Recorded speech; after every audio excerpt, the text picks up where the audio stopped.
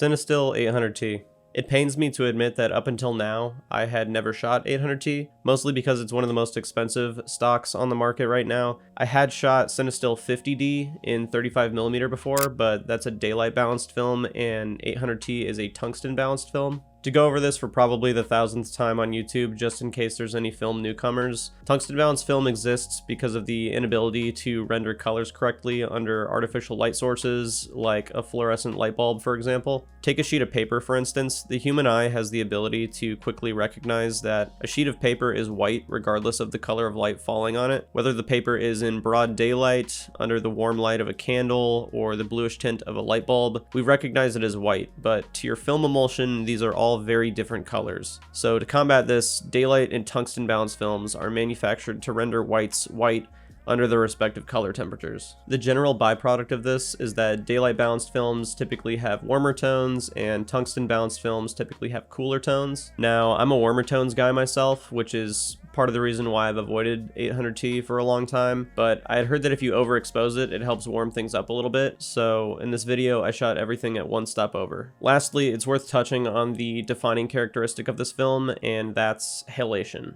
Cinestill's line of color film is all repackaged Kodak motion picture film, aka Kodak Vision 3. The difference being that Cinestill has removed the remjet layer in order for it to be possible to develop it in your typical C41 chemicals, whereas Kodak Vision 3 film is processed in ECN2 chemicals. Long story short, the removal of this layer results in primarily one major difference, and that's your highlights will bloom with red halations, especially in artificial light. Some people love this effect, some people hate this effect. I always thought that it wasn't for me, until today.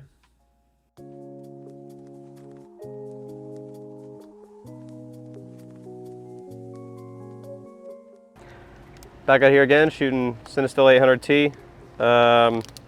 It's a little cloudy behind us, but hopefully that shouldn't be an issue.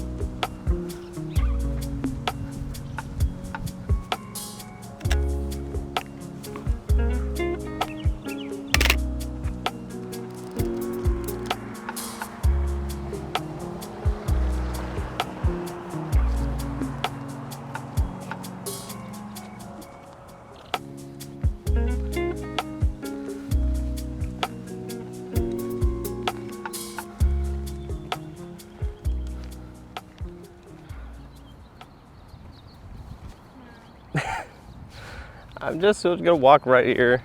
It's a really good shot.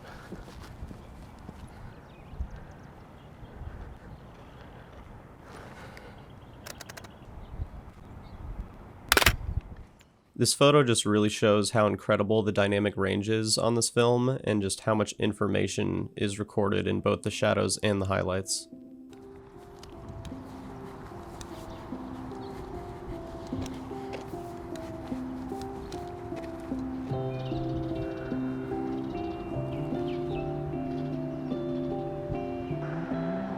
I'm gonna try to do this fast while the sun came out.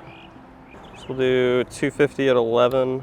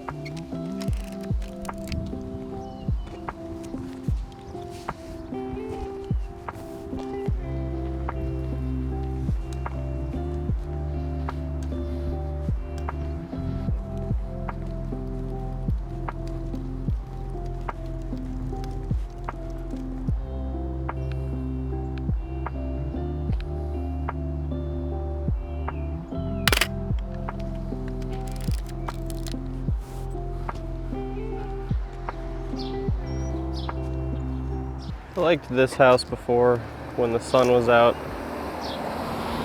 but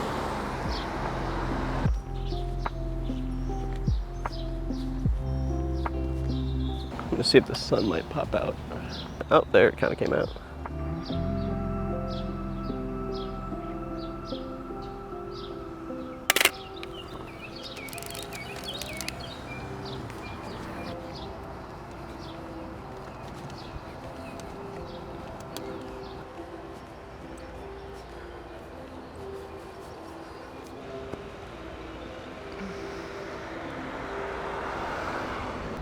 Yeah, 8 at 500, which I don't really want to do. 5.6 at 1,000, I guess.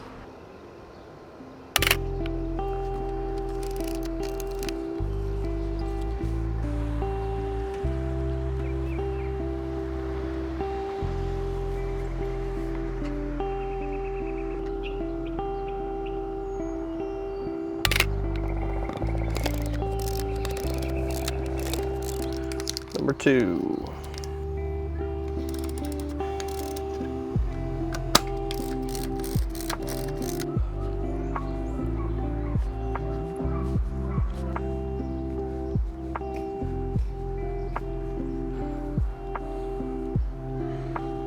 If I get back further, I can probably do it.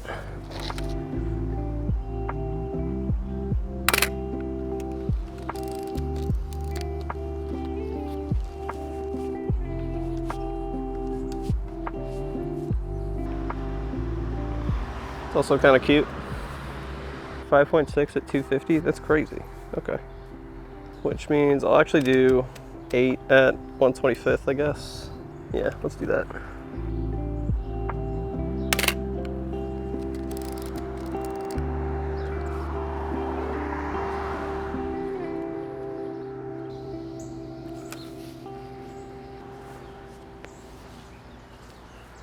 $1,000 at 5.6, that could maybe look interesting.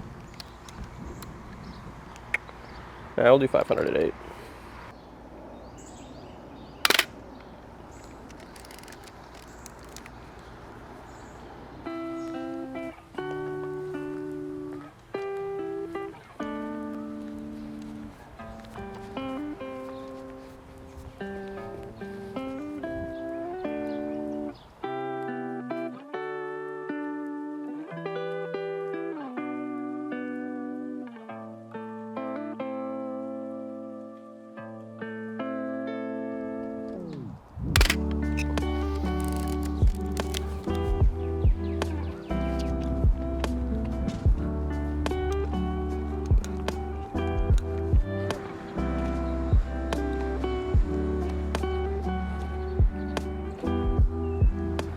Maybe something back here, maybe.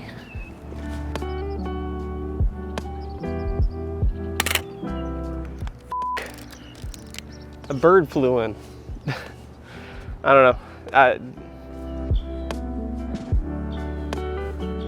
This.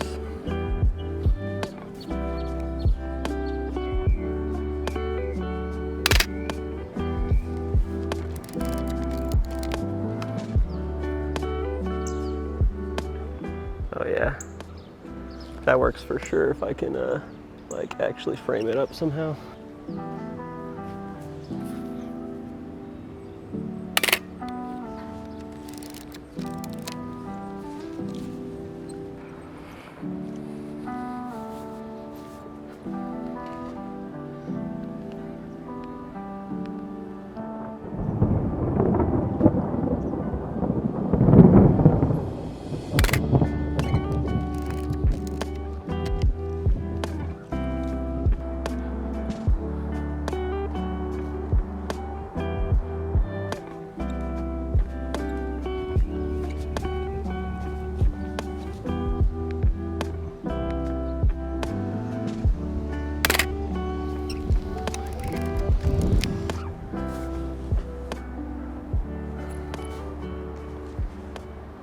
Why do telephone wires always have to be in the way? To 125th at 8.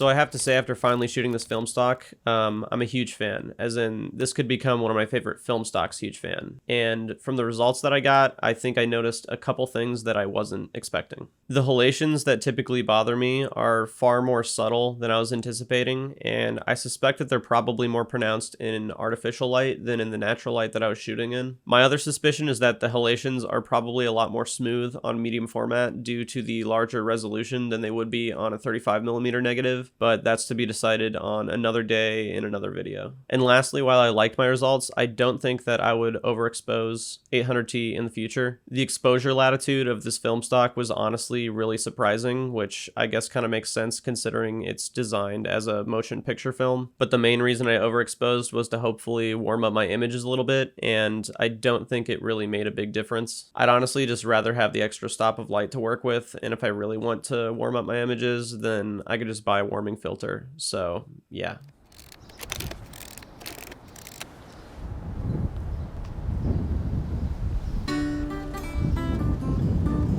That's it.